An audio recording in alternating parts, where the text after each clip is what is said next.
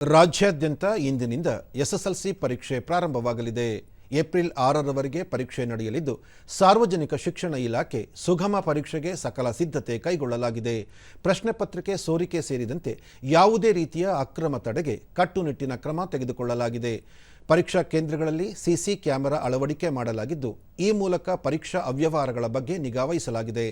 ರಾಜ್ಯದ ಒಟ್ಟು 2750 ಕೇಂದ್ರಗಳಲ್ಲಿ ಪರೀಕ್ಷೆ ನಡೆಯಲಿದೆ. ಒಟ್ಟು 1,69,968 ವಿದ್ಯಾರ್ಥಿಗಳು ಪರೀಕ್ಷೆ ಬರೆಯಲಿದ್ದು, ಈ ಪೈಕಿ 4,41,910 ಬಾಲಕರು ಹಾಗೂ 4,28,058 ಬಾಲಕಿಯರಿದ್ದಾರೆ. ಇಂದು ಮೊದಲ ದಿನ ಪ್ರಥಮ ಭಾಷೆ ಕನ್ನಡ ಪರೀಕ್ಷೆ ನಡೆಯಲಿದ್ದು, ಬೆಳಗ್ಗೆ 10 ಗಂಟೆ 15 ನಿಮಿಷದಿಂದ ಆರಂಭವಾಗಿ ಮಧ್ಯಾಹ್ನ 1 ಗಂಟೆ 30 ನಿಮಿಷಕ್ಕೆ ಮುಗಿಯಲಿದೆ. ಉಳಿದಂತೆ ಮಾರ್ಚ್ 27ರಂದು ಸಮಾಜ ವಿಜ್ಞಾನ, ಮಾರ್ಚ್ 30ರಂದು ವಿಜ್ಞಾನ, ಏಪ್ರಿಲ್ 2ರಂದು ಗಣಿತ, ಏಪ್ರಿಲ್ 4ರಂದು ತೃತೀಯ ಭಾಷೆ ಹಿಂದಿ ಹಾಗೂ ಏಪ್ರಿಲ್ 6ರಂದು ದ್ವಿತೀಯ ಭಾಷೆ ಇಂಗ್ಲಿಷ್ ವಿಷಯಗಳಿಗೆ ಪರೀಕ್ಷೆ ನಡೆಯಲಿದೆ. ಪರೀಕ್ಷಾ ಕೇಂದ್ರಗಳಲ್ಲಿ ಪರೀಕ್ಷಾ ಅಧಿಕಾರಿ, ಸಿಬ್ಬಂದಿ ಹಾಗೂ ಪರೀಕ್ಷಾರ್ಥಿಗಳಿಗೆ ಕಡ್ಡಾಯವಾಗಿ ಮೊಬೈಲ್ ಫೋನ್ ನಿಷೇಧಿಸಲಾಗಿದೆ.